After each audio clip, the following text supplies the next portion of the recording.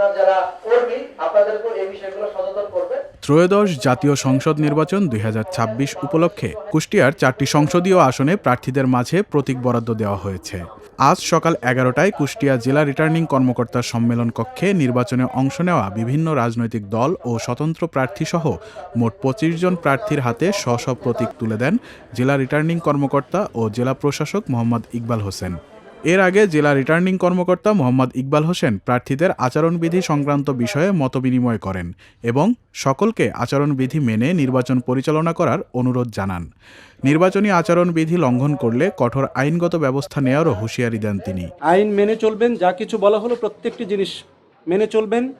আপনারা যদি কেউ না মানেন তাহলে আপনাদের সাথে আমার ১২ তারিখ পর্যন্ত কথা হবে সম্পূর্ণরূপে আইনের ভাষায়। আর একটি জিনিস, last but not the least, কেউ ভঙ্গ করে, আইন ভঙ্গ করে কেউ যদি কখনো বলে ফেলে যে আমি এটা জানতাম না, সেটি আর বলার সুযোগ নেই, আমি আপনাদেরকে জানিয়ে দিলাম। কুষ্টিয়ার ৪টি আসনে বিভিন্ন রাজনৈতিক দল ও স্বতন্ত্র প্রার্থী সহ মোট ২৫ জন প্রার্থী প্রতিদ্বন্দ্বিতা করছেন। আমরা জনগণকে সাথে নিয়ে, মা বোনদের সাথে নিয়ে, যুবক যুবতীদের সাথে নিয়ে তাদের এই মনোবাসনা পূর্ণ হতে দেব না। যে কোনো মূল্যে আমরা সেটা প্রতিরোধ করব। ভোটের মাঠের অবস্থা ভালো, কিন্তু একটা সমস্যা আছে, সেটা হলো আপনারা জানেন অবৈধ অস্ত্রের ঝনঝনানি। তে আমরা প্রশাসন যেভাবে কাজ করার কথা ওই রকম কাজ করিনি এখন পর্যন্ত।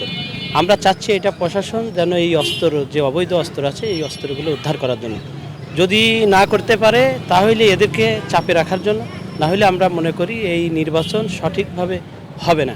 লেভেল প্লেইং ফিল্ড কালকে থেকে তো দেখবো, এর আগে তো আমাদের মন মতো হয়নি, আপনারা নিজেরাও বারবার শুনেছেন।